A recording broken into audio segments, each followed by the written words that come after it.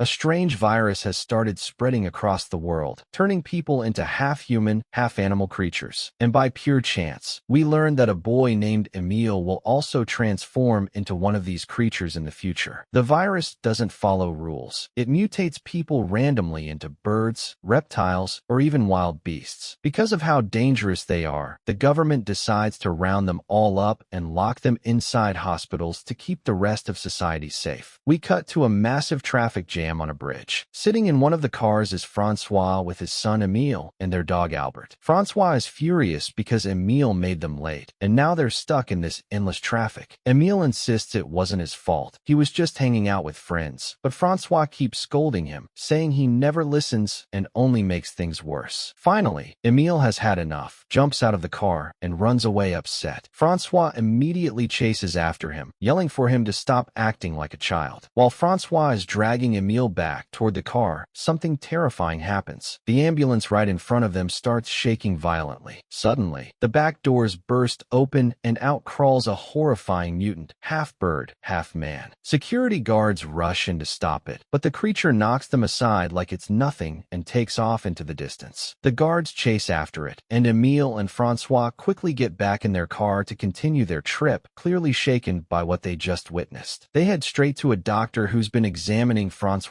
wife, Lana, Emile's mother. Sadly, she's already infected with the virus and is deep in the stages of transformation. The doctor explains that Lana can't stay in a small hospital room forever. There's a new facility down south where the government is sending all infected people, and she suggests moving Lana there. Francois admits he's already preparing to transfer his job to the south, so it works out. But Emile doesn't take the news well. He doesn't want to leave his friends behind and start over in a place where he knows no one. He even lashes out at the doctor, but Francois calms him down. The doctor tells them they can visit Lana before she's transferred, so they go see her. But Emile refuses to get close to his mother. He still remembers how she once scratched his face during a violent episode, almost killing him. Francois gently insists, telling his son to let his mother at least see him, and Emile finally looks at her from a distance. Not long after, Francois and Emile pack up their lives and move to the south. Their new house is actually pretty nice, and Emile seems to like it. He and his dad even share some light-hearted moments, laughing together as they settle in. The next day, Emile starts at his new school. The teacher introduces him to the class, and a girl named Nina immediately asks why he moved there. Emile lies and says it's because his dad got a better job in the city, avoiding the truth about his mom. Nina then bluntly asks about his mother, and Emile quickly says she passed away a long time ago. Realizing how harsh she sounded, Nina apologizes right away and admits she has ADHD, which makes her blurt out things without thinking. Emile accepts her apology, and the two start off on better terms. After school, Emile visits his dad's new workplace. Francois is working as a chef and waiter at a cafe owned by a friendly guy named Jack. There's also a woman named Anina working there. To Emile's surprise, his father has already arranged a part-time job for him at the cafe. Jack tells Emile that whenever he's ready, there'll be a spot waiting for him. That night, Emile is woken up by strange noises. The power in the house goes out, so he goes to check the circuit breaker. But when he gets there, he sees Francois already trying to fix it. Emile glances toward the window, and that's when he spots something chilling, a strange mutant lurking outside. The moment the creature notices Emile watching, it vanishes into the dark. The next day, Francois and Emile are cleaning up tree branches knocked down by a storm when Francois gets a call. The news is devastating. The vehicle transporting his wife and the other infected has crashed into a lake. Most of them drowned, but the rest escaped into the forest. Francois races to the scene with Emile. The place is swarming with police and rescue teams. He tries to push through to the lake, desperate to know what happened to Lana, but officers stop him, saying it's too dangerous. He refuses to back off, furious and heartbroken, until a policewoman named Julia steps in. She takes his number and promises they'll contact him if Lana is found. For now, all he can do is wait. Meanwhile, Emile tries to keep living his normal life. Back at school during gym class, he's lined up with the others to play tug-of-war against another team. So at school, Emile gets thrown into a game of tug-of-war. Each team has 4 people, and unfortunately, his team collapses almost immediately. But Emile refuses to let go of the rope. He digs in with all his strength, and somehow that determination helps his teammates get back up. Together, they manage to pull the other side down and actually win. Everyone is impressed with Emile's strength, wife, and his teammates decide he's cool enough to invite to a party at their friend's house. But before Emil can even say yes, something strange happens. His hand starts to hurt in a way that doesn't feel normal. He excuses himself and rushes home, heads straight to the bathroom, and that's when he notices something horrifying. His hand is growing fangs. Right then it clicks. He must have been infected by the scratch his mother left on his face, and now he's beginning to transform too. Panicked, he breaks the fangs off and tosses them in the sink, but then he sees his spine starting to change as well. The virus is clearly spreading through him. Meanwhile, Francois is at the supermarket, stocking up on supplies. His plan is to head out with Emile into the forest to search for Lana. While he's shopping, he runs into Julia, the police officer. He immediately asks if they've found anything in the search for his wife, but Julia tells him the search has been called off. They found nothing, and now the military has taken over. The police are only there to buy food for the soldiers. Suddenly, screams erupt in the store. The place goes into chaos. Francois runs toward the noise, convinced it might be Lana. He shouts her name desperately, but when he finally comes face to face with the mutant, it's not his wife. The creature attacks him, knocking him to the ground before bolting through the aisles. Julia chases after it and manages to take it down. While Francois is still shaken, he notices another mutant, a smaller one, hiding under the vegetable stand. This one isn't aggressive. It's terrified. Francois calms it down, then quietly slips away, leaving it there. The next day, Francois tells Emile they'll go into the forest on Friday to search for Lana. But Emile protests. Friday is the same day as the party his new friends invited him to. He insists he has to go. Francois finally agrees, but tells him not to be late. At the party, Emile actually starts to enjoy himself. He's hanging out, drinking with his friends, but his body starts reacting badly. Nina notices and hands him a pill to help calm him down. But when Emile takes it, he loses control. His instincts kick in, and he ends up licking Nina's hand in a way that freaks everyone out. Embarrassed and panicked, Emile bolts from the party and disappears into the woods. The next morning, he wakes up in the forest, his mouth covered in blood. Horrified, he rushes back home, strips off his clothes, and sees just how far the transformation has gone. His body is changing, feathers are starting to appear, and he even finds a bird feather stuck in his mouth. He realizes he must have killed and eaten a bird during the night. The reality sinks in. He's turning into one of the creatures. Still, he goes out with Francois to search for Lana. They spend the whole day combing through the forest, calling her name, with no luck. By nightfall, they're still driving around, exhausted, and end up sleeping in the car. The next morning, Emile is woken up by their dog Albert barking like crazy. The dog takes off into the forest, and Emile runs after him. He finds Albert facing off against a lizard-like mutant girl, and just when he thinks it can't get worse, the winged man, the same terrifying bird creature from the beginning of the movie, shows up and attacks him. The creature slams Emile to the ground and starts clawing at him. Francois hears his son's screams and rushes to the rescue. He pulls Emile away, but the winged man notices Emile's half-transformation. Instead of finishing him off, the creature slashes his shoulder with its claw, almost like a warning, before flying off. Francois, terrified for his son, insists on taking him to the hospital, but Emile refuses. If the doctors find out he's transforming, he'll never be free again. The argument heats up until Emile suddenly yells for Francois to slam the brakes. They narrowly avoid hitting a horse standing in the road. That's when they notice police nearby, and Julia shows up again. She explains that a group of mutants attacked the horse training school nearby and killed most of the animals. She also notices the wound on Emile's arm. Concerned, she takes Francois and Emile back to a police camp. Later, they return home, and Emile goes straight to his room. He peels off the stitches from his wound and, disturbingly, licks the blood with a kind of enjoyment he doesn't fully understand. The transformation is taking a darker turn. The next day at school, things get even stranger. During science class, there are mice in a cage making soft noises. The sound is faint, barely noticeable, but to Emile, it feels like someone's blasting it right into his ears. His senses are sharpening. He snaps, yelling at the mice, and his classmates stare at him like he's losing his mind. Embarrassed, he storms out of class. Nina follows him, worried, and they walk together. Emile tries to ride his bike, but his body is changing too much, and he keeps falling. Nina ends up inviting him to her house. In the kitchen, Emile spots a bird in her fridge, the exact same type of bird whose feather he found in his mouth. He nervously asks where she got it, and Nina says she found it outside her house. That's when Emile realizes the truth. After killing the bird in the woods, he must have dropped it near Nina's place without without remembering. Shaken, Emil leaves and heads back into the forest. There, he finds the winged man again. But this time, he doesn't run. He brings the creature a fish, almost like an offering. The winged mutant accepts it and begins eating. After finishing his meal, Emil asks the winged man why he's keeping the lizard mutant with him. The winged man explains that she's his friend. Emil is curious and asks for his name, but the winged man doesn't know. It seems the other mutants call him Vix. Vix is frustrated, feeling hopeless because he doesn't know how to fly yet, and even considers giving up entirely. Seeing Emil's determination, Vix takes him to a nearby lake to practice flying and lift branches, telling him this is the perfect place to train. Emil thanks him, feeling encouraged. Later, Emil tries to ride his bike home, but can't control it because of the changes happening in his body. He ends up running on foot instead. Meanwhile, Francois is busy taking out the trash at the cafe. When he returns through the back door, a mutant suddenly attacks him. Just as it's about to finish him off, Anina, who works there, hears the commotion and rushes to help. She calms the mutant, but it breaks free from its chain and bolts out of the store, causing chaos. People scatter, and soon the police arrive to handle the situation. Emil shows up soon after, lying to Francois about what happened and telling him his bike was stolen. The next day at school, he sits with his friends for breakfast, and they talk about the mutants, agreeing the army should leave them in the forest where they belong. Suddenly, blood starts dripping from Emil's mouth, along with a broken tooth. His friends notice, and he panics, running off. Emil goes back to Vix, who is still struggling to fly. Every attempt ends in failure, and he keeps falling. Emil helps tend to a wound on Vix's face, and when he lifts Vix's mask, they both discover the shocking truth. The government has been experimenting on mutants, including Vix and the others. This new hospital wasn't for care, it was a lab. They'd been keeping mutants under observation, just like humans in experiments. The revelation hits Emil hard. That same night, Francois and Julia head into the forest to search for Lana, but they find nothing. By chance, Francois comes across Emil's bike, retrieves it, and heads home. In the bathroom, he tries to wash his hands, but the sink clogs. Then he notices something strange. A mutant is hiding nearby. Emil lies to him, saying he's fine, and Francois shows him the fangs and the bike, asking him to ride it. Emil refuses and runs off, but Francois chases him, telling him he's there to help because he loves him. The next morning, Francois starts teaching Emil how to control himself. They practice eating in front of others while taking the calming pills Nina gave him, so he won't reveal his transformation. Francois shows him how to manage his fangs, remove hair growing on his body, and handle other changes carefully. Just then, there's a knock at the door. Julia has come back, reminding them it's time to continue searching the forest for Lana. Emil stays at home for a while, quietly pulling out the hair sprouting from his body, then heads back to meet Vix the next day. He quickly notices that Vix can't speak human language yet and communicates only like a bird. Vix seems hopeless, unable to fly, and even attempts to end his life by jumping off a high tree. Miraculously, he manages to fly before hitting the ground, and both he and Emil are thrilled. Vix is finally soaring through the sky, free and exhilarated. Later that night, there's a big party at the cafe where Francois works. The whole city seems to be there. Jack, the owner, tells Francois that Emil is running late and that his pay might be docked if he doesn't arrive soon. Francois tells him to be patient for 10 minutes and heads to Emil's room, calling for him. When Francois asks where he's been, Emil lies, saying he was with friends but ran late. Francois notices that Emil's claws are quite large and could draw attention, so he brings scissors and asks him to sit down so he can trim them. Emil resists at first, even trying to push his father away. Francois holds him gently but firmly, reminding him he's doing it out of love, and eventually gets Emil to sit so he can cut the claws safely. As Emil leaves the changing room, he runs into Nina. She invites him to join her for a little time in the forest. Hesitant at first, he admits to her that he's turning into a mutant. Nina reveals that she already suspected it and doesn't react with fear. They spend some time together, connecting quietly. Later, a schoolmate discovers Emil's transformation when he sees his back. This kid has a device that emits sound waves capable of harming mutants. He turns it on, causing Emil intense pain. Emil pleads with him to turn it off, but the boy pretends not to hear and continues. Finally, Emil lashes out with his claw, scratching the boy's face, and runs away, escaping the danger. Things take a wild turn when the kid who discovered Emil's transformation starts screaming, alerting everyone that a mutant is in the area. Francois immediately realizes that mutant hunters are on their way to get his son. Panicked, he races across the field where Emil has run. The hunter's dogs pick up Emil's trail, and they start shooting at him. Emil dashes to the far end of the field, with the hunters and dogs in hot pursuit. Just when it seems hopeless, Vix shows up to help. Together, they fend off the hunters. Emil manages to escape into the forest, but the hunters are still chasing him, along with their dogs. Luckily, their vehicle gets stuck in a nearby lake, halting the chase. Emil keeps running deeper into the woods until he reaches the place where he had found Vix earlier. But there's a heart-wrenching moment. Vix collapses, breathing his last, holding Emil's hand and thanking him for everything. Emil watches helplessly as his friend dies right in front of him. Emil hears the hunters nearby and takes off running again. The hunters eventually find Vix's body, mistakenly thinking that the mutant responsible for attacking the boy is dead. Meanwhile, in the city, a drunk man is wandering around and notices a long line of army vehicles moving down a road. He's confused about where they're headed, but ultimately just shrugs it off. Back in the forest, Emil searches for Vix's lizard companion, but can't find her anywhere. He settles into the woods, surviving and taking care of his needs. One stormy day, he sleeps in a cave and wakes to find a female mutant approaching him. It's his mother, in her transformed state. She gestures for him to follow her, leading him to the place where all the other mutants have gathered. Suddenly, tear gas-like grenades are thrown at them. The mutants warn each other. It's a military attack. Emil runs, hiding as the army rounds up the mutants. None are left in the forest except Vix's lizard companion. Some mutants escape, others are captured, and the rest are killed by the soldiers. Francois, devastated that his son is captured, rushes to the government office with Julia to secure his release. He enters Emil's cell to help him sign the release papers. But Emil, terrified and panicking, can't sign properly and ruins the first document. The officer gives him another, but before he can sign, Emil lets out a roar. In that moment, Francois acts quickly, striking the officer and whisking his son away, escaping without raising suspicion. They drive through the forest, and Francois reassures Emil that he'll never let the army take him. He won't suffer the same fate as his mother. Emil recalls all the memories he shared with his father, and they have a rare, joyous moment together, laughing and reliving their bond. But their happiness is short-lived when they notice police cars in the rearview mirrors chasing them. Francois steps on the gas, veering off in another direction. He stops, tells Emil to get out of the car and run through the forest as fast as he can and never look back. Emil watches as his father gets out and runs, escaping the authorities. The police eventually catch Francois, but Emil disappears into the forest, free at last, a mix of exhilaration and relief on his face. And that's how our story ends.